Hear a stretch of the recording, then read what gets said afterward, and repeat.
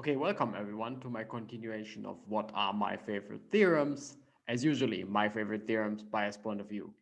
Take everything with a grain of salt. Yeah, so the theorem I would like to tell you about today, I will only tell you about it very implicitly. So I will hide it under the slogan of the chaos game. But I will mention it, don't worry. So the chaos game is actually a very simple rule and surprisingly efficient rule to create fractals, as we will see.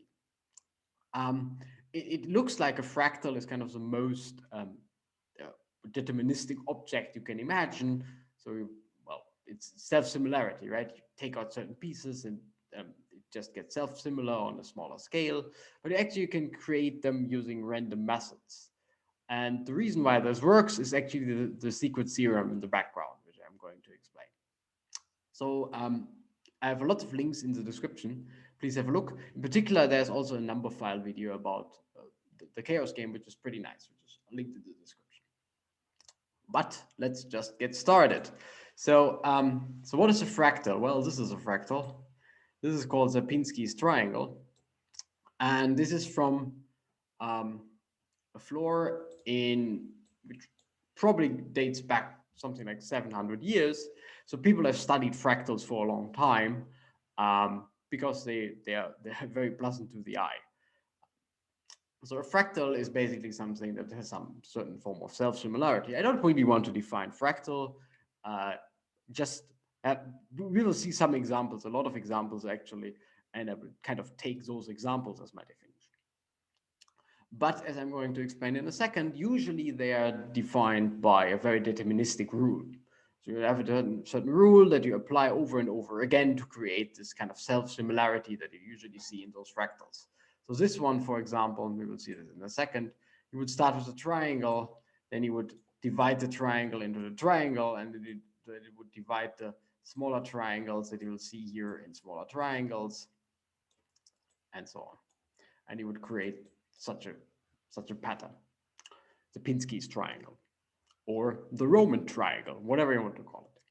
But I would like to show you today a random method or a method using random numbers, basically, or a random algorithm, whatever, to create those patterns. And in some sense, not just as, of course, most prominently Sierpinski's triangle, but also other type of patterns.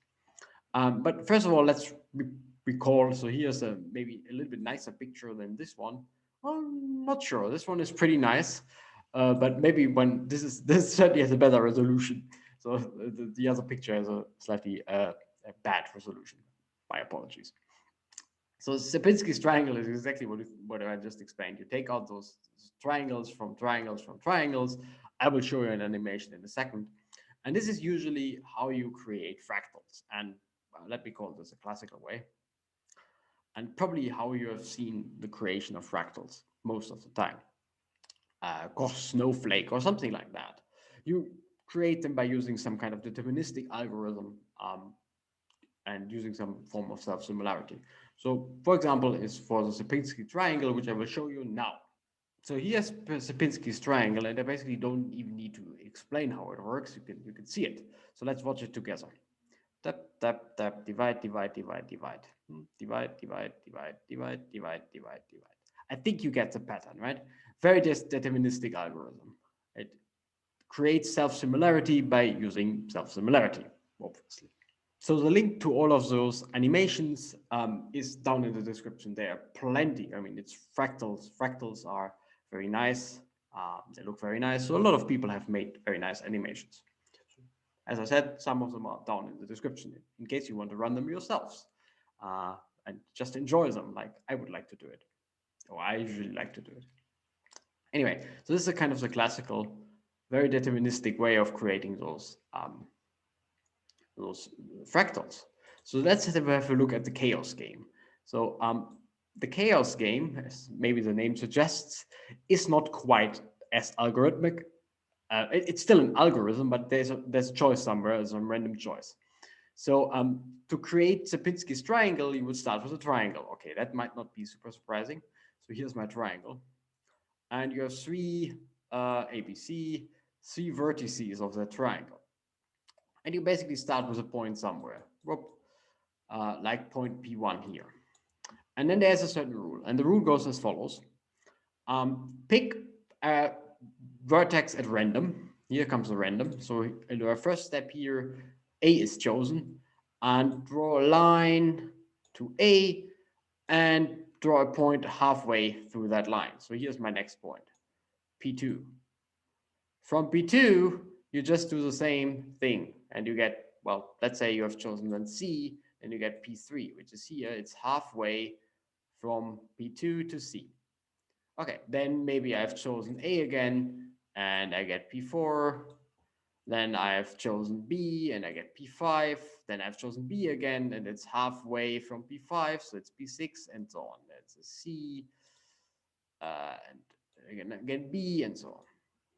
So here the sequence is A, C, A, and then so we are here. So A, C, A, we are here. So it's BB, BB, CB, and you just continue. Okay, so you just continue and you remember where you jumped. So this is called a jump. So you jump from here to here and you remember where you ended up. You jump from here to here and you remember where you ended up. And you just iterate that often enough, and what you will see is actually Sierpinski's triangle. So let me show you how this works in well, live, in action. So here's a Mathematica demonstration, which is linked in the description. And yeah, I mean, it's an iteration, right? You need to do this a lot of times. So here in this case, 10,000 times. And yeah, what is the best way of doing that is to ask a computer to do it. So the distance in this, so I can make it a bit, so this is just to make the picture, the traces, the jump traces a bit bigger, that it gets easier to see. And you can already see that this is actually Sierpinski's triangle. It's not quite Sierpinski's triangle because you have missing points, right? This is an iteration process. Just do it for infinity. But anyway, yeah, so the distance here that you can play around with is the jumping distance. And as you can see, this really varies quite a lot. The jumping distance I showed you on the slide was 0.5 because I was always jumping halfway to a vertex. That you can vary that here. It's pretty nice. Whatever. It gets, at one point it gets pretty strange. Nothing really happens, but at one point it just stabilizes, like this one, and you get Sierpinski's triangle, which is a bit surprising because in particular, it can also stabilize to this crazy set, which in the end will just fill the triangle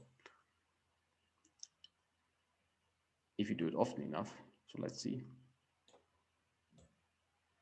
Yeah, it will just fill the triangle, as you can see, if you do it often enough.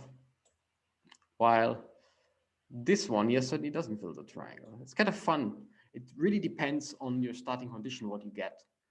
But you always get something. We will see that. And there's no really reason to stay in this game, at least with a triangle. You can also vary the polygon. So let's say you like a square, and the same pattern, the same jumping distance for a triangle gives you Sierpinski's triangle. For a square, it gives you, well, it fills the square. It's kind of fun. For a five-gon, it gives you some kind of nice random, well, nice kind of fractal type of pattern. And then you can again play around. And at one point you will see nice fractals. As you can see, it's really beautiful. And at one point you just see basically blur. Really beautiful. So you can create fractals using this chaos game. Or not just fractals, as you have seen, but also kind of strange looking patterns. The point will be, which we'll see in a second, that actually you always create something, and depending on your starting condition, and that's very subtle, it's part of something like a butterfly effect. Depending on the starting conditions, you might see a nice fractal type picture, or you might see something completely random looking. But right, let me repeat it. So the chaos game is just a very, very easy rule. Just pick your favorite polygon, triangle, square, whatever. Choose your favorite jumping distance. it's very important that this is lower than 1. Um, but otherwise, whatever. Here in this picture upstairs, I've chosen 0.5 and start with a random point, so P1 here, and then just do exactly what I said. Jump in a direction of a randomly chosen vertex, make a marker wherever you land, and continue, right? Always iterate. And this, for 0.5 in the triangle, as I said, creates Sierpinski's triangle. For 0.5 in the square, it creates just the square as an area, if you do it often enough, of course. And the theorem behind everything is the so-called Banach fixed point theorem, which is linked in the description. It's really a nice theorem, and in this form, it takes the following form. It's this idea is of whenever you're something contracting, so this is this condition, something gets smaller, something contracts, then you end up with a fixed set, or in the original formulation of Banach fixed point theorem with a fixed point. This is kind of a variation. Construct fractals or something more general using those iterate function systems. And it works as follows. You have a finite set of contractions. Contraction means exactly what you think it is. It makes things smaller. And you can make it very general. I have just shown you the R2 picture, but you can basically use any complete metric space if you want. And then the statement is, and that's a version of the Banach fixed point theorem, that this has a unique non-empty fixed set, which is obtained by basically by basically applying it to itself. And the way to find it, because the nice thing about Banach's fixed point theorem is actually it's not just an existence theorem, but it's also constructive, is to play the chaos game, or to even make it deterministic, which is kind of a fun thing. So there is actually no difference from the Banach fixed point perspective between doing it deterministic or random. So let me show you what I mean by deterministic, by doing all fy's as once, by constructing for you the Sierpinski again, using the deterministic chaos game. So here we go, same setup, but now, well, the color code is just to distinguish the different vertices. So blue is at the southeast, this yellow is as the southwest, and to the north is red. And as you can see, instead of choosing, it's the same game. I jump 1/2 in one direction, but instead of choosing a random vertex, I just jump it all directions at once. And the funny thing is, because of Banach's fixed point theorem in the end, I end up with the same fixed set, because I always end up with this same fixed set. This is a unique fixed set, which I need to end up no matter what I do. So from this perspective, there is no difference between deterministic and random. In some sense, everything is just deterministic.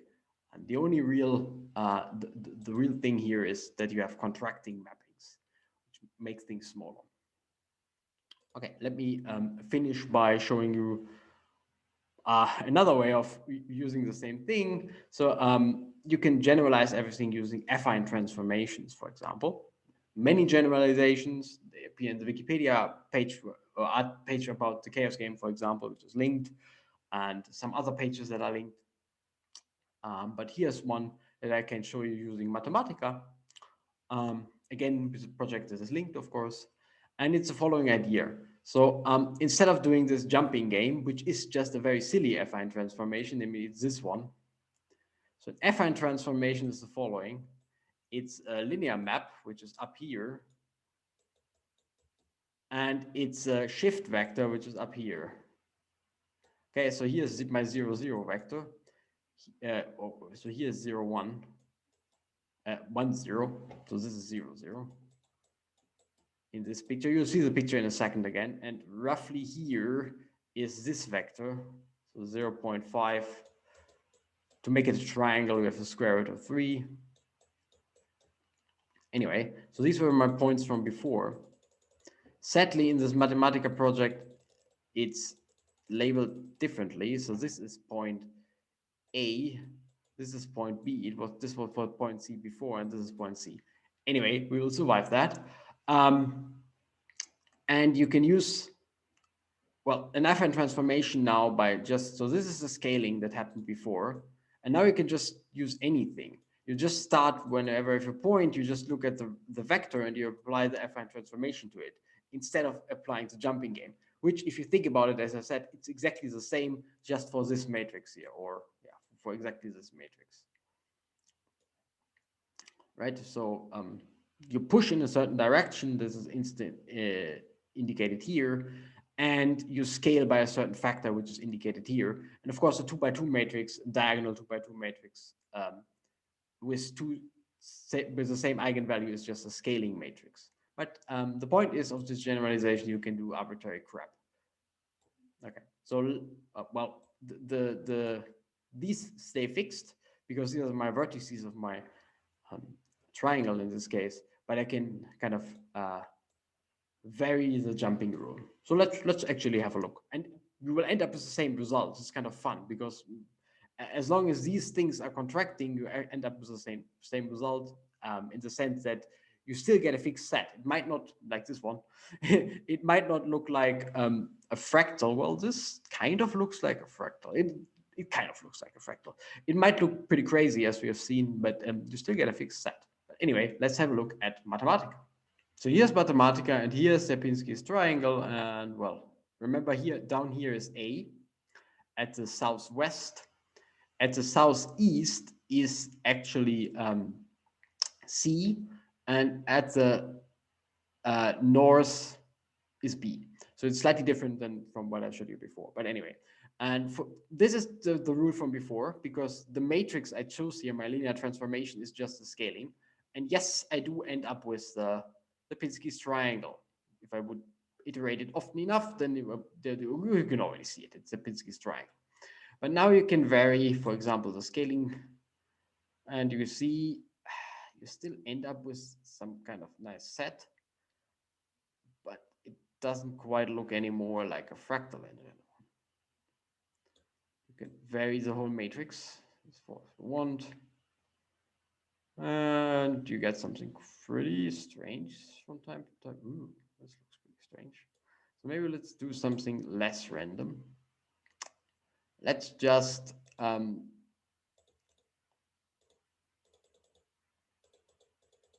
decrease this by 10. Nope, that was too much,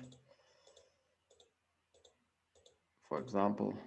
And yeah, by 10 is here. And let's decrease this as well and turning it in a slight rotation-like thing. And as you can see, the matrix kind of wants to be a rotation now. And you can see the rotation in the picture. And here again, let me now turn it into more type of a rotation, and you will see the rotation indeed. Very nice. And as long as those matrices are still contractions, the theorem applies and you get something, which in this case actually I think looks pretty nice. It's not too bad. You could call it a fractal. It's not quite the Sierpinski's triangle, but it's an okay fractal. Yeah, if you want to play around with this, it's actually kind of fun. Sometimes you get something pretty crazy, like this is completely crap, of course, but for some values you get some nice pictures, as I've shown you. Definitely worthwhile to play around a little bit. Again, it's a more general form of, and still Banach's fixed-point theorem applies. Okay, so today I basically explained Banach's fixed-point theorem without explaining it. It's this idea of then whenever you have something contracting, it basically doesn't matter what you do. You always end up in some fixed set, in some attractor, where you can't jump out anymore. No matter what you do, you will always end up there.